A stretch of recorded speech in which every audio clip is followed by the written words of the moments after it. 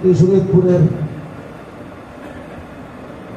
মুকুট, শরীয়তপুরের মাথার মুকুট, সূর্য সন্তান, জাতীয় নেতৃবৃন্দ ও সরকারি সাথী বন্ধুরা, হেফাজ ইসলাম বাংলাদেশ কি কেন গঠন হয়েছে এটা আমাদের সবারই জানা আছে। নতুন করে কিছু বলার অপেক্ষা রাখে না। যে কোনো বাতিল নির্বাচিত হোক অনির্বাচিত হোক, রাষ্ট্রীয় শক্তিতে আবির্ভূত হোক অথবা কোনো অরাজনৈতিক বেসরকারি শক্তিতে আবির্ভূত হোক, যাই বাতিল শাহবাগী আকারে নাম ধারণ করে আসুক, নাস্তিক মুক্তাদ হিসাবে আসুক অথবা আমলিক স্বৈরাচারী আমলিক শুরুতে আসুক না কেন, যে কোনো বাতিলের মোকাবেলা করা হইল হেফাজ ইসলামের লক্ষ্য এবং উদ্দেশ্য। হেফাজ ইসলাম ধর্ম জানানোর সংগঠন নয়, হেফাজ ইসলাম রক্ত দেওয়ার সংগঠন। হেফাজ ইসলাম से दबने वाले आए आसमान नहीं हम 100 बार कर चुका है तो इंतहा हमारा।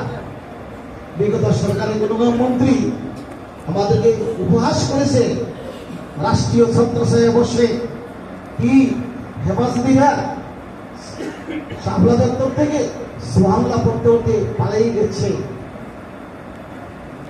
জাতি দেখতেছে হেফাজ ইসলামরা সবচেয়ে থেকে বাড়ি করে গিয়েছে অথবা জেলখানায় বন্দী হয়েছে। দেশ ছাড়া পালে, দেশ ছেড়ে পালাই নাই, দেশ ছেড়ে পালিয়েছে। এমনকি পরনের কাপড় নিয়ে গেছেন, দ্বিতীয় কাপড় নিবার টাইমও পায়নি।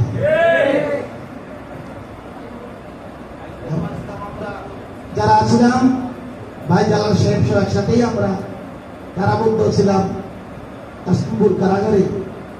দ্বিতীয় কারাগার আমার দৃশ্যটা এখন মনে পড়ে, কারা অনেক কষ্ট, অনেক কিছু আছে। কিন্তু যেদিন আমরা কেরানীগঞ্জ থেকে আমরা কাশিমপুর কারাগারে নিতেছিল, ওই দিনটা আসলে একটা স্মরণীয় হচ্ছে। আমাদের 14 জন শিষ্য আরো সহ 20 জন ছেলে এবং এয়ার কন্ডিশন ছিল।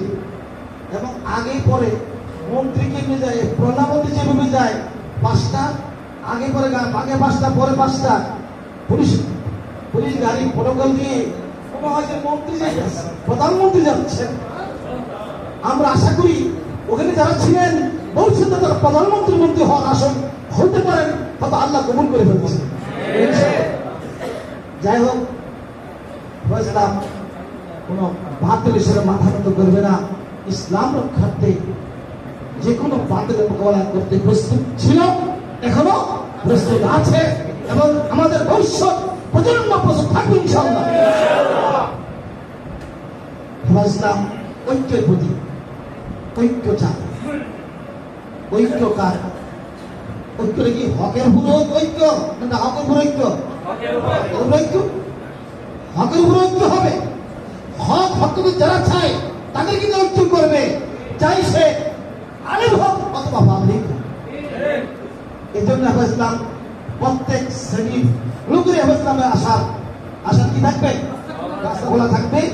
আমাদের এখানে এই দপ্তরগুলো, যে বিষয়গুলো, আমাদের যে পদগুলো রয়েছে, এক তো জেলার ভিতরে 151 জন কমিটি সদস্য আসবে। এই 151 জন কমিটি সদস্য হবে। প্রতি থানা হবে 101 জন করে, পৌরসভা হবে 101 জন করে, প্রত্যেকটা পৌরসভা একটা থানার উপর